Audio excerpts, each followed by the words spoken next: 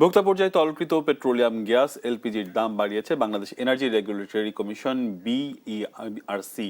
নতুন নির্ধারিত দামে 12 কেজি এলপিজি সিলিন্ডারের 1,341 টাকা থেকে বেড়ে 1,728 টাকা করা হয়েছে। ফলে এপ্রিল মাসে ভোক্তাদের প্রতি সিলিন্ডারের অতিরিক্ত 387 টাকা ব্যয় করতে হবে। বৃহস্পতিবার বিকেলে বিএআরসি কার্যালয়ে এই নতুন দাম ঘোষণা করা হয়।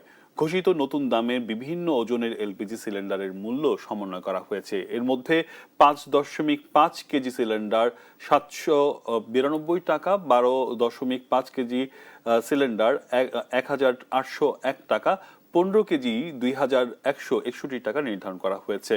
এছাড়া 22 কেজি সিলিন্ডার 3,169 টাকা, 25 কেজি সিলিন্ডার 3,601 টাকা নির্ধারণ করা হয়েছে। পাশাপাশি ভোক্তা পর্যায়ে অটো গ্যাসের মূল্য মূসক সহ প্রতি লিটার 79 টাকা 77 টাকা নির্ধারণ করা হয়েছে।